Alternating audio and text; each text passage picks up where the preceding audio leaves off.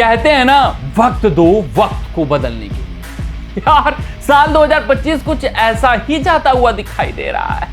जिनके वक्त ठीक नहीं चल रहे थे 2024 तक, 2025 आते आते सब कुछ ठीक होता हुआ दिखाई दे रहा है। जो कभी सपने में भी नहीं सोच रहे थे कि यार इस साल ही वो चैंपियन बन जाएंगे, वो चैंपियन बने हैं। चाहे मैं बात करूं आईपीएल 2025 के चैंपियन की या फिर बात करूं वर्ल्ड टेस्ट चैंपियनशिप की। यहां पर वर्ल्ड टेस्ट चैंपियनशिप को अपने नाम साउथ अफ्रीका ने किया है। 27 साल का जो आईसीसी ट्रॉफी जीतने का सूखा था वो खत्म किया है। 1998 में वो पहली बार कोई आईसीसी ट्रॉफी उठाए थे।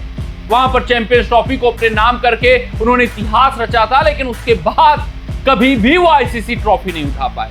सेमीफाइनल तक पहुंचे, फाइनल तक पहुंचे, लेकिन भाई साहब हर बार चोक कर जाते हैं। हर बार उनकी टीम दावेदार मानी जाती है, लेकिन हर बार उनका सफर सिर्फ और सिर्फ मायूसियों में खत्म होता है। लेकिन इस बार इतिहास रचा जा चुका है, इस बार इतिहास लिखा जा चुका है। इस बार टेस्ट क्रिकेट में नए आयाम लिखे जा चुके हैं। इस बार एक बार फिर से टेस्ट क्रिकेट को नया चैंपियन मिल चुका है। बादशाह साउथ अफ्रीका ने हासिल कर लिया। पहली बार जब वर्ल्ड टेस्ट चैंपियनशिप का आगाज हुआ, न्यूजीलैंड ने उसको अपने नाम किया।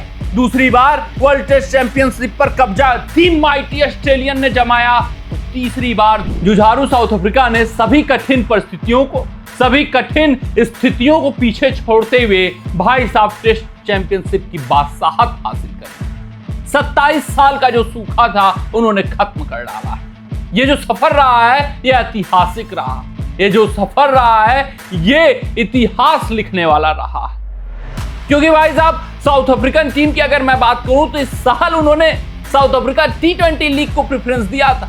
न्यूजीलैंड के खिलाफ जब टेस्ट श्रृंखला होने वाली थी तो इनका साउथ अफ्रीका T20 लीग उसी वक्त शुरू हो रहा था।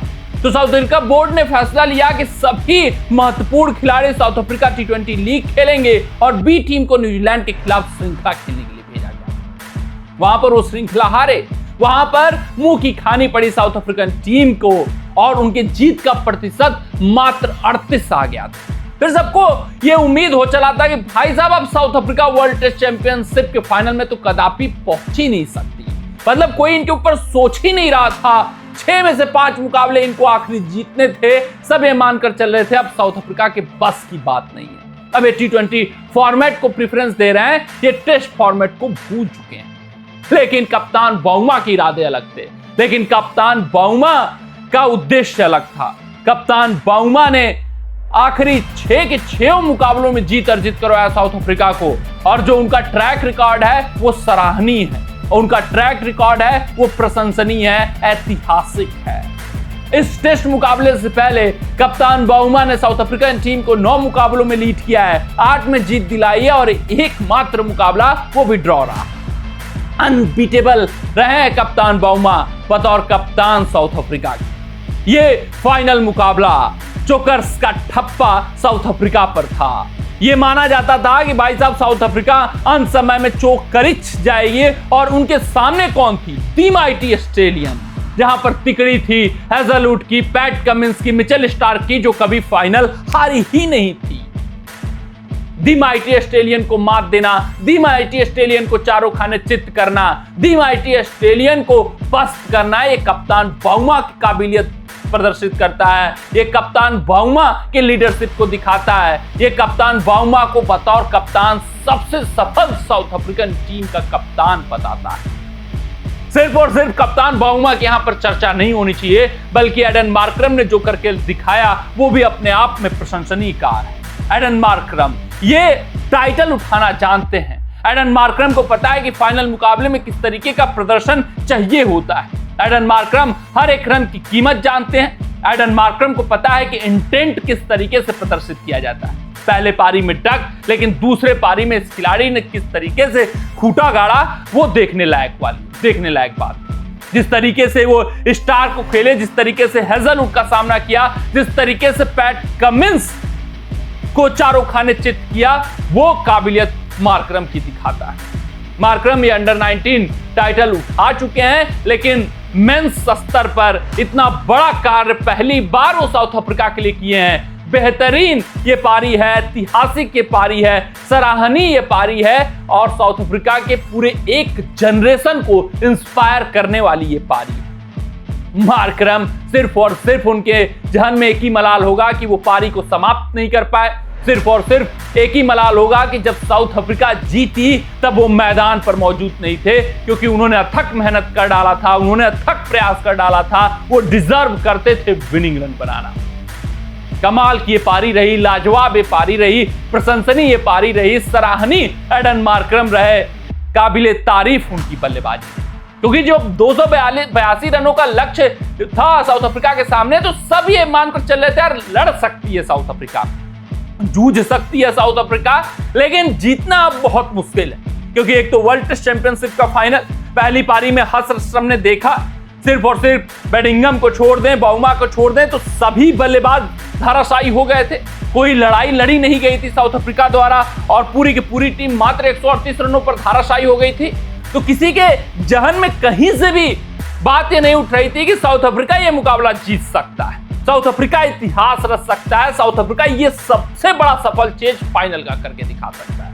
लेकिन साउथ अफ्रीकन टीम के एडन मार्करम के इरादे अलग थे, वो ललक उनकी आंखों में दिखाई दे रहा था, वो जूझने की क्षमता दिखाई दे रही थी और उनको पता था कि चेज को कैसे चेज डाउन करना है। बाउमा को साथ लिया, 147 रनों की ऐतिहासिक साझेदारी की और साउथ अफ्रीकन टीम को ये चैंपियनशिप दिला डाला है। वर्ल्ड टेस्ट चैंपियन सिर्फ साउथ अफ्रीका के नाम एडन मार्करम और टेम्बा बाउमा की ऐतिहासिक शानदार और जुझारू पारियों के दम पर आई। सिर्फ और सिर्फ बाउमा की हम बात कर रहे हैं, यहाँ पर मार्करम की बात कर रहे हैं, लेकिन उतनी प्रशंसनीय कार्य अगर मैं बात करूं उतना ही प्रशंसनीय कार्य किया है कैगिसो रबाडा और एंगीटी ने, खासकर रबाडा। पहली पारी में फाइफर लेते हैं, पहली पारी में कंगारुओं को भाई साहब तहस नहस करते हैं और पूरे साउथ अफ्रीकन अटैक को अगर हम देखें परखें तो रबाडा कुछ अलग थे। उनकी जो पेस थी, जो एक्स्ट्रा पेस थी, वो कंगारू बल्लेबाजों को परेशान कर रही थी। चाहे पहले पारी की मैं बात करूं चाहे दूसरे पारी की बात करूं, रबाडा पहले पारी में फाइफर लेते हैं 15.4 ओवरों में 51 तो दूसरे पारी में अन्य गेंदबाज भी उनका साथ देते हैं और वहां पर भी रबाडा लेकिन पीछे नहीं हटते हैं। South African team kangaroo team को 207 रनों पर ऑल आउट करती है, तो उसमें रबाडा के 4 विकेटों का बहुत बड़ा योगदान रहता है, हालांकि एंगीटी भी 3 विकेट उनके साथ साथ लेते हैं। तो ये जो पूरा मिला जुला प्रदर्शन रहा, जहां पर मार्करम की बल्लेबाजी काबिले तारीफ रही, उन्होंने शतक ठोका, 136 रन बनाए 207 गेंदों पर। बाउमा का जो जुझारूपन रहा वो प्रशंसनीय रहा, जिन्होंने 66 रन बनाए 134 गेंदों पर, और रबाडा जिन्होंने फाइफर पहले पारी में लिया और 4 विकेट दूसरे पारी में लिया, वो माइटी ऑस्ट्रेलियन के लिए काफी साबित हुआ। माइटी ऑस्ट्रेलियन को साउथ अफ्रीका पस्त करने में कामयाब रही, माइटी ऑस्ट्रेलियन को धराशायी करने में कामयाब रही और वर्ल्ड टेस्ट चैंपियनशिप का टाइटल अपने नाम करने में कामयाब रही। ये अगर हम पूरे समरी की बात करें तो ऑस्ट्रेलिया पहली पारी में 212 बनाता है, साउथ अफ्रीका 138 पर ही धराशायी हो जाता है, यानी लीड वो दे बैठते हैं ऑस्ट्रेलिया को, फिर ऑस्ट्रेलिया 207 पर ऑल आउट हो जाता है, फिर south Africa 282 run मैमूथ total chase down करके दिखाते हैं, इतिहास रच के दिखाते हैं एडन मार्करम की बेहतरीन पारी की। कमेंट सेक्शन में कमेंट करके बताइएगा ये साउथ अफ्रीका की जीत आपको कैसी लगी। मिलते हैं आपसे अगले रिपोर्ट में, तब तक अपना ध्यान दें, सुरक्षित रहें, स्वस्थ रहें, मस्त रहें। जय हिंद, जय भारत।